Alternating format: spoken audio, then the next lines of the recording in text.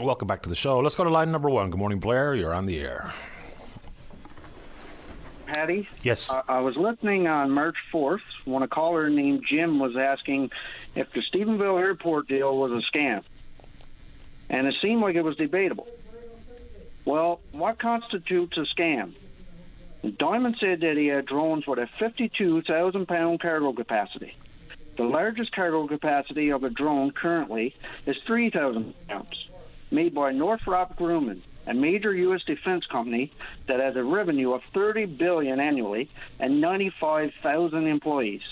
Are we really to believe that Diamond's drones are 17 times larger? Well, he didn't say he had them. He said they were planning on building them.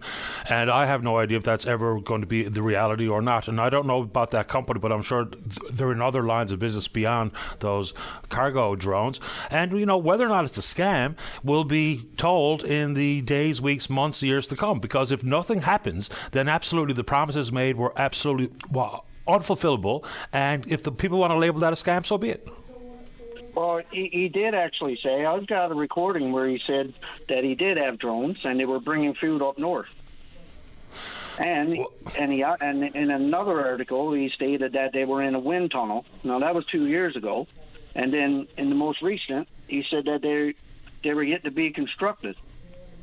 Everything that he says is all over the place, but I mean, if you're talking about someone that's a company like Northrop Grumman that has 95,000 employees, how are we to believe that Diamond can make something that's 17 times larger? He said they were bringing food up north. Well, where are they?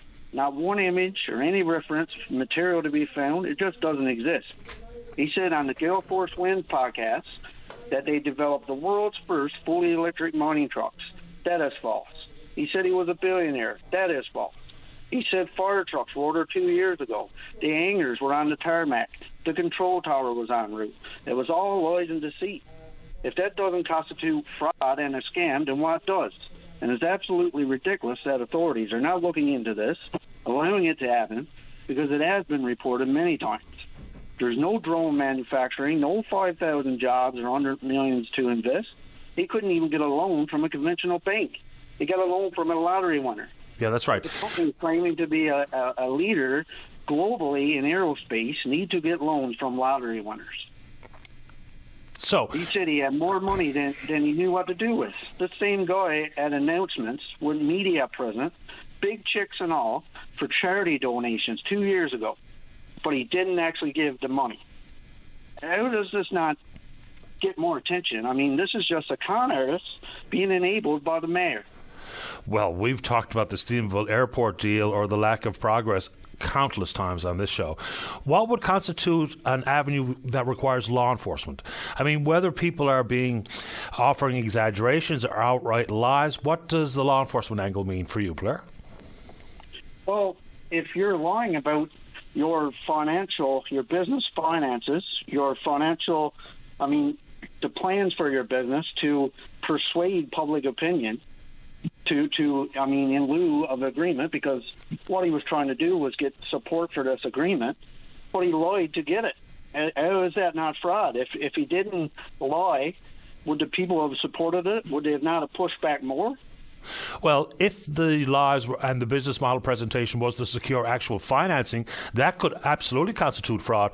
But offering embellishments, exaggerations, and or lies to the general public, I don't think meets that threshold. But I know where you're coming from, when someone who was talking about the continued support, and I put this to the mayor himself on this program, if and when the board or the airport authority was influenced to give an approval to this deal based on something that has not come to pass and may never come to fruition, how can that deal still be justified? And how is there not parts of that contract that say, unless these timelines are met for X, Y, and Z, then we will go back to review this deal as currently constructed? But apparently that's not part of it. So I get it, but I don't know if lying to me and you and or lying to the airport authority reaches the threshold of criminal charges and or civil charges, but it's certainly frustrating to know that the promises of hundreds of millions of investment, the promises of all the jobs that be created, the lofty promises of the creation of these drones and bringing back passenger traffic to the Stephenville airport, they all very much seem like flights of fancy, and people are right to be cynical and or skeptical here because nothing's happened.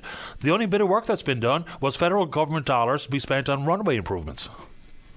And he also touted the $10 million donation to the fire hall, and then the 2 fire trucks, and the charity donations, and there was a draft agreement that was going around. Now I don't know about the final agreement, but in the draft there was clauses there, so we didn't have to follow through with any of that. And why wouldn't you put clauses in there so that if he didn't meet these promises, that something could be revoked? Yeah, which is what I just said. If the contract does not include caveats for progress to be made, timelines to be adhered to, then it seems kind of flimsy to me. Well, for over 2 years now, there's been a lot of unease in the community about this agreement, and provincially, it's even being talked about across the country. I'm just wondering if you can get someone on here besides Diamond or Tom Rose that we might be able to press for clarity to look into this, or to give a different opinion or different look. Is there anyone else that you can try to get on here to give the people some answers? Who would you suggest? Like, what kind of guest are you talking about? Someone with a civil or criminal background that can help us understand the type of promises made and whether or not they reach the civil or criminal threshold? Is that what you want me to try to get? Or even the MHA, he was there for the original announcement, and it seems like he hasn't spoken on it since. But it's his area. Why shouldn't he be looking for answers for his constituents? Fair enough. I have asked Tony Wakeham about this issue in the past, and happy to do it again. Yeah, I think like you said, if there was someone with the legal background that could provide their thoughts, or the MHA or municipal affairs, someone to just step in there and say, everything is okay or everything is wrong, or just something, so that the people got some kind of clarity. Because right now, everyone is, debating each other. It's just turmoil in the community. Yeah, because, when you have a town or a region that is not thriving economically speaking, and someone comes with these big promises, it gives people reason for optimism. And then, of course, that optimism can be very easily squashed if there's no action. So I get the frustration and the anxiety people are feeling, because if I was, say, for instance, I was a father in a family of 4 and I got a couple of high schoolers, knowing full well that, well, now, maybe, just maybe, I'll be able to keep my kids home, because hopefully there might be jobs at the airport, with wind energy, with some of these things that have been proposed. Now, I'm going to guess that the World Energy GH2 proposal will likely get a green light, even though people seem to be vehemently opposed to it in the area. But it doesn't look like there's going to be a job to be had at the Stephenville airport. But people were understandably buoyed by these announcements, and some of them came with very little backbone and or teeth. Blair, I'll see if I can get people on to talk about the issues that you're talking about. No problem. Appreciate that. Appreciate your time. Thank you. All the best, Blair. Take care.